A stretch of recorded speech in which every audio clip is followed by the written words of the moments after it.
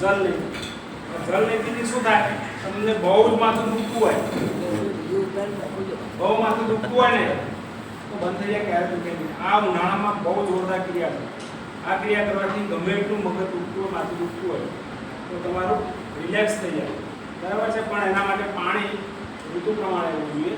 ઉનાળો હોય તો મીડિયમ હોવું જોઈએ, શિયાળા હોય તો થોડું ગરમ હોવું જોઈએ, એ ટાઈપ હોવું જોઈએ. તો આ પહેલી ક્રિયા છે. આ ક્રિયા કરતા વખતે શું ધ્યાન રાખવાનું? પહેલું તો આપણે બંને નાક સાથે શ્વાસ લેતા વારા ફરતી લેશે. કયું નાક ચાલે છે પહેલા તપાસી લેવાનું.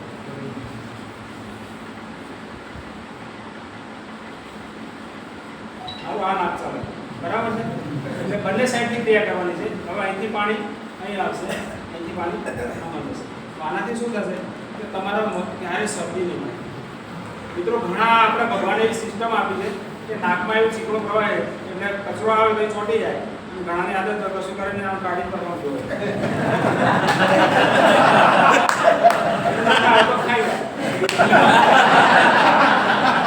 એ કરવાનું નથી. એટલે ઘણા કોબરા આ વસ્તુ કરશો એટલે વસ્તુ થશે નહીં. આ મગજ માટે નાક શુદ્ધ કરવા માટે બહુ જરૂરી વસ્તુ છે, બરાબર છે. અને આ વસ્તુ કરશે એટલે ક્યારે શરદી થશે નહીં, માથું દુખશે નહીં, બરાબર છે. તો અહીંયા પાણી ઢોળાય નહીં એટલા માટે ડોલ લઈ આવ્યો છું. એટલે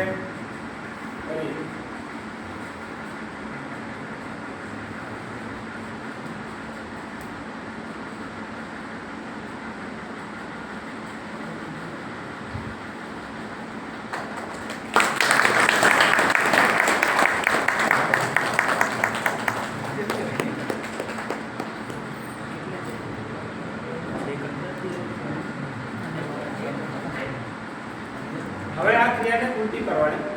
એથી પાણી આવી ગયું એટલે એકદમ શાંત ઠંડુ થઈ ગયું, ગુસ્સો ના આવે, બરાબર.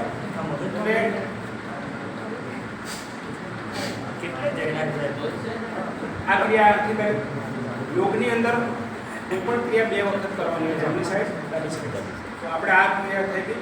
હવે આ સાઈડ કરવાની. તો નાક આ ચાલુ હોવું જોઈએ.